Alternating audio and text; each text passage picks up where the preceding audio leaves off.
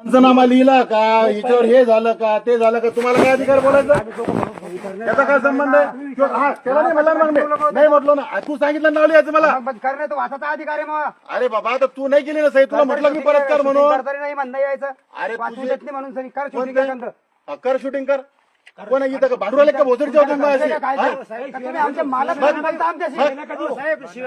मालक आहे अरे तू नाही म्हटलं ना मला सही करत मालक आहे का? चालक आहे तू तुम्ही. सही करत नाही म्हटलं ना मला मी तुला मालक आहे परत का? म्हटलो चालक का आहे, सांगा फक्त आमचे. तुमच्या भाषेतून अशी शब्द निघाले पाहिजे. त्यांनी नाही म्हटलं सही करायचं मी डबल म्हटलं कर म्हणून. वाचायचं म्हणलं साहेब मी. वाचायला काय अडचण अरे नाही. वाचायचं बाबा इथं पंचनामा करायला मी कसं करतो आहे नाही सर एक मिनिट आम्ही कशासाठी बोललेले यायला समजतं म्हणून शिव्या कोण देते? इथं तुम्ही इथं थांबा.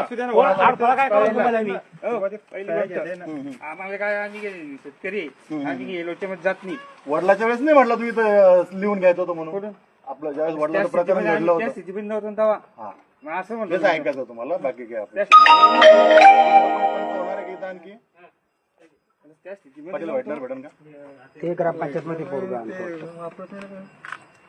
एक जर पाठवतो का ग्रामपंचायत मध्ये आहे म्हणे ते.